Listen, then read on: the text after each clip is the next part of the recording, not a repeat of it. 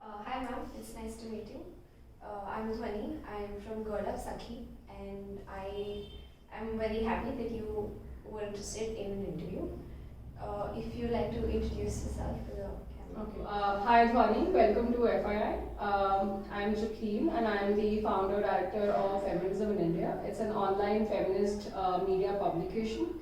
We are a media startup and we publish in two languages, English and Hindi. We publish articles across the spectrum of socio-political issues, pop culture, personal stories, and also on issues of caste, class, gender, sexuality, etc. Apart from that, we run digital advocacy campaigns that work on strategic issues like abortion, sexual health services, online violence against women, etc. Starting with the word feminism, how would you define feminism, and how do you think it differs in the different contexts that it's located in? Okay. So for me, feminism is a broad concept of social justice. Like I don't think that it's you can simplify feminism to gender equality because I think it goes much beyond that. So for me, then it's really important to see feminism from that social justice lens and not from the binary lens of man and woman, because it is important to then see how Dalit woman faces discrimination as opposed to upper caste woman, or how a woman with disability faces double discrimination as opposed to a woman with no disability. Connecting to that question, how did the concept of feminism appeal to you, and what are the experiences that have shaped you and your personality in your experiences? So for me, it was a very personal journey. I think when I started FII and why I started FII, I have always identified as a feminist, even when I didn't know what the meaning of the word meant. So, for example, when I was a young child, I would always question my parents on why my brother would get more,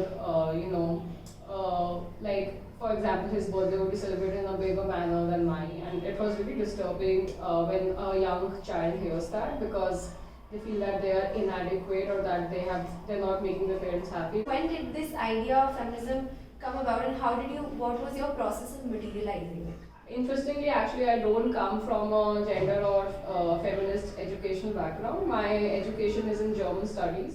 So my entire educational and academic background is in German studies, starting from BA to MPhil from DU and JMU.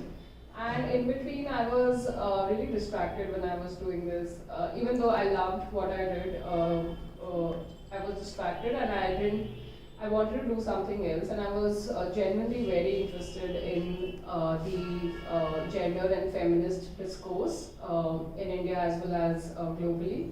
And I realized that there isn't a platform or even like a social media page or something where people could access this kind of information easily. And whatever I found was Western media. So for me, then the idea was to have a platform, something on the internet which localizes the issue, which talks about Indian women's issues, Indian people's issues, and puts the Indian feminist issues on the global platform.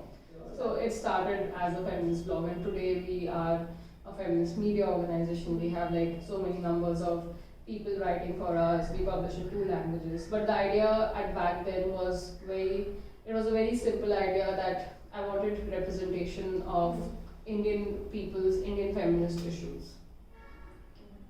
Like you said, feminism in India is from 2013. Yeah. So it is around 7 years old. Yes. Okay. And how do you think that it has impacted the Indian woman and the people who are a part of the company and the people that it has been affected by? Okay. So we receive, I mean, this is self-promotional, but we receive a lot of messages from people who like our articles, who use it even for their classes.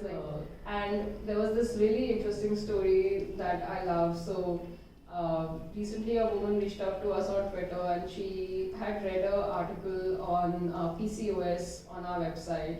and she read the symptoms that were described in the article, and she realized that she has similar symptoms, but she didn't know that this was PCOS. So she reached out to her mother and she told her that I also have these symptoms, and I think it's a serious illness that we need to get checked. So then she went to the gynecologist and she was diagnosed with PCOS, which is a huge thing because it also shows how little attention women give to our, like we give to our bodies. And since we started publishing in Hindi and we create a lot of social media content that we do in English, we also create that in Hindi for easy consumption. A lot of young people write to us saying that now we also send our content to our parents who may not be so well versed in English, but when we explain them, heavy academic terms like intersectional feminism or what is homosexuality, when we explain all of these in Hindi, they really appreciate it. So that is also something that we feel is a big achievement for us, that we have been able to break the barrier, the linguistic barrier, and we also send these kind of messages on WhatsApp so that people can forward easily. So, what do you think are the major impediments in the emancipation of the Indian woman? So, India is at a very unique and I think strategic position right now, where we are seen as an emerging economy, developing country.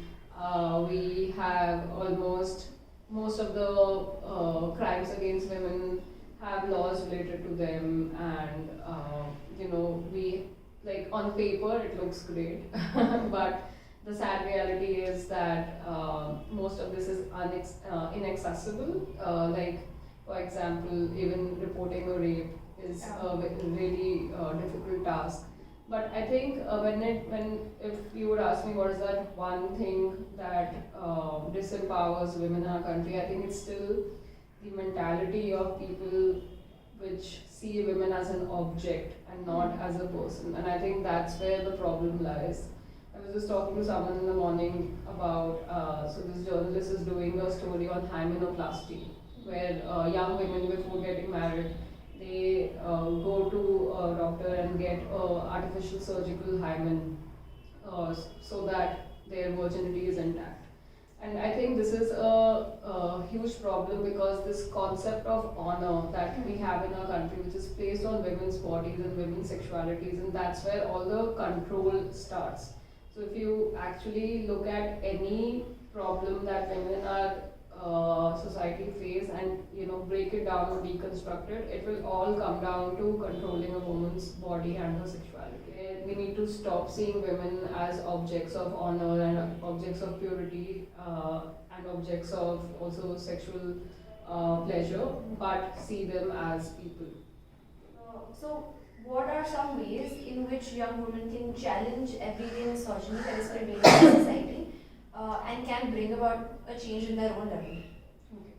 So, I first want to say that what I see young women doing today is really, really great, because I can compare it with when I was a young person in my early 20s, as opposed to when I see young women, even all of you, being so active and aware of the issues. I think we are already progressing in the way that young people today are more aware of the socio-political issues in our country and are raising their voices. And my one thing that I would say to young women today is that you should always question everything. Don't accept things as is. Like, it could be as simple as your parents telling you that you should be back home by 9 p.m. Because in Indian culture, we are always taught that everything that our elders and seniors say is, the end point, and you're not supposed to question it because it's seen as disrespectful. But it's really important to understand that since generations, people have just followed certain traditions and cultures without thinking about them and without questioning them. And as it's said, charity starts at home. So once you start doing at home, only then you will be able to understand where these small things that we are told by our parents and by elders and seniors in our lives, where it comes from. And the second thing I would say is that self-care is really important. So even when you are out there doing activism, talking to people, questioning things, raising your voices, it's really important to take care of yourself, because at the end of the day, you are one person, and let's face it, one person cannot change the world. It's a collective action. And that collective action can only happen when all of us are in it together and all of us are, healthy both physically and mentally to do it. A last concluding question. So, who do you look up to as your role model? Is there a particular person? No, I don't have a particular role model, but so this is something that I believe in. You could say it's my philosophy or principle. Like, I don't think that there are, I feel like everybody has something to give. So I could learn from you, or I could learn from anyone. So I won't particularly say that I learn from this person or I look up to this person. I follow a lot of people that I think are doing great work and are inspiring work, and I learn certain things from them. Right. So for me, then it's always about learning the good from some people, and that could be anyone. And a last question: if you had to compare yourself to a popular fictional character, who would you be? Oh God. What kind of fictional character? Anything. From movies to books to TV shows. Okay. Then I think I will be one of the Powerpuff Girls. The green one. What's her name? Blossoms or Buttercup? Buttercup. Yeah. But that is me like 10 years back, because I used to be that angry kind of person, and whenever I used to watch her, I would be like, oh, I'm this person. So yeah.